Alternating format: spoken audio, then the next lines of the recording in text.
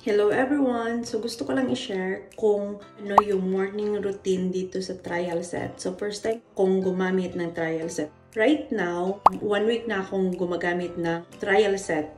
Kung makikita niyo, meron akong ganito kasi nga tinubuan ako ng pimple dito kahapon. Ayan, wala siya. Before, marami akong peklat dito. Meron akong pimple dito, tsaka dito sa noo ko. Pero ngayon, wala na siya. So, first time kong ginamit ito, yung Blanc Cleansing Pads nila. Talagang, maganda siya.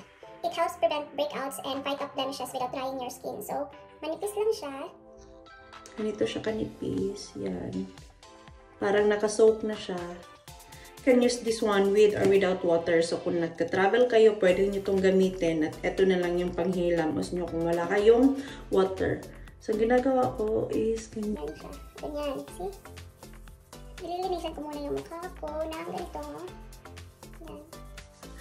Ang maganda dito sa ito is meron kang pimple na nag-uumpisa pa sa mukha mo. Parang pinapatay niya na ito. So, yan. Ganyan lang. Ganyan. Ganyan. Kasi nandito ako sa bahay ngayon, so magwawash lang muna ako ng face ko using lukewarm water. Hindi muna yung malamig na water, okay? Next na ginamit ko is ito. First time kong gumamit ng ganito. Purify facial wash. Ganun. So, as in, bilib na bilib ako sa product na ito. First time ko siyang ginamit. Kaganyanin mo lang siya, and then, merong mga natirang liquid dito sa loob. Sayang naman. So, ginaganyan ko siya. Tapos, nilalagay ko siya sa mukha ko. Like that. And then, isang pump lang muna ang ginagawa ko. Dati, nagpump ako ng marami. Sobrang dami niya. Tumutulo na siya. So, dapat, isa lang muna. Makikita nyo, magbabubble. Yun, magbabubble siya. So, ang ginagawa ko, before, nilagay ko siya dito sa pisngi ko first. Pero ngayon, since nagpipeel off ako, ang ginagawa ko is from forehead muna bago dito sa baba. So, pinaganyan ko siya. So, makikita nyo, ayan, nagbabrush-brush. Pinabrush niya na. At the same time, meron na kayong scrubbing effect dito. So, ganyan siya. Skin. Maganda to, promise. Believe ako sa kanya. Unang gamit ko pa lang. So, ganyan siya. Corner ng nose. Tapos, kung gusto nyong dagdagan, kasi medyo kulang yung pump ulit. Yun. Tapos, brush ulit. So, dati, nung unang gamit ko dito, mga 2 to 3 days, hindi ko siya magamit ng ganito katagal kasi nga, nagpipeel off. Medyo mahapdi yung mukha ko that time. So, ngayon, okay na siya.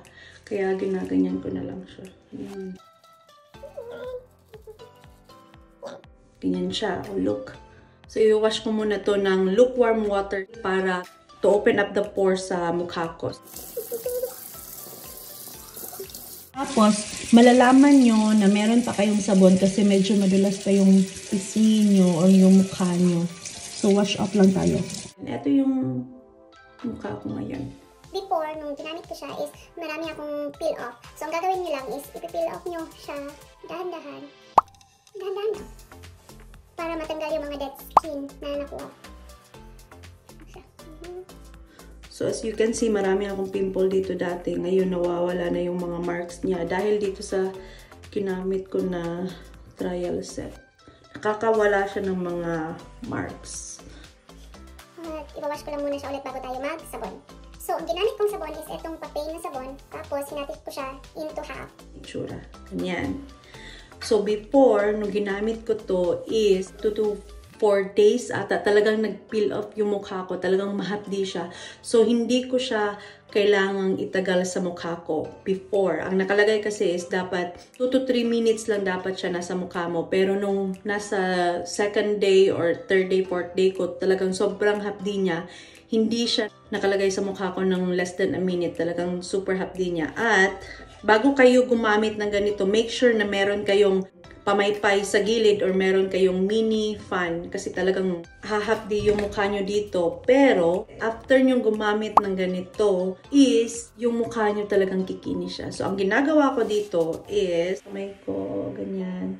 Tapos, nilalagay ko muna siya una sa noo ko kasi hindi siya mahapdi bago dito sa mukha ko. So, ginaganyan ko siya. First, yan. And then, sa mukha ko.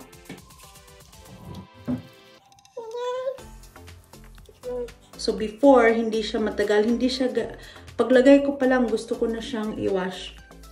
Kasi nag-peel off nga. Pero ngayon, medyo okay na. Ang i-wash ko dito is, malamig na tubig. Yung tubig na parang nasa ice bucket, ganun siya kalamig. Ang i-wash ko para to close the pores. So, ayan na. Medyo mapti na. Mag-wash muna ako, okay? Ayan lang. Tap, tap to dry. So, ayan lang. Ngayon, wala nang medyo peel off dito. Kasi nawala na siya. Yan. And then, after this one is magto-toner tayo. Ito siya. So, magto-toner tayo. Ito yung nagpapapeel talaga. So, usually, ang ginagawa dito is ilalagay sa cotton and then i-ano na sa face mo. Pero ang ginagawa ko, since sabi ni Ate Giselle is, syempre, pag ilalagay mo sa cotton, masasayang siya. So, ang ginagawa ko is, dinidiretso ko na siya sa face. Ganyan ko siya. Ganyan lang.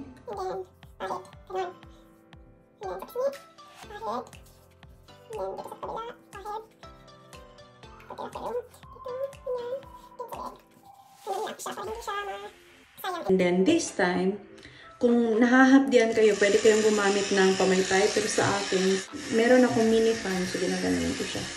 So after neto, maybe pag nag-dry up na siya, pwede nyo nang gamitin ang day cream nila.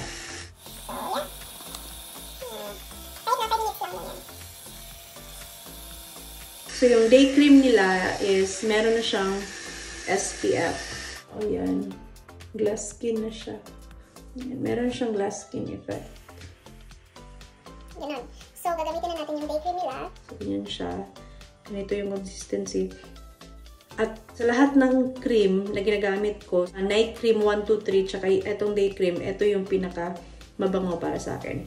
Yan siya. Nalagay ko dito, dyan, tsaka sa noo. Konti lang sa noo, and sa leeg. Wipe na lang.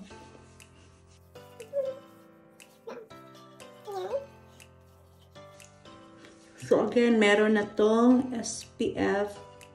So after ng day cream, pwede na kayong gumamit ng foundation, powder, ng makeup nyo. So ganun lang. So yun, that's the morning routine with trial set nila. Okay?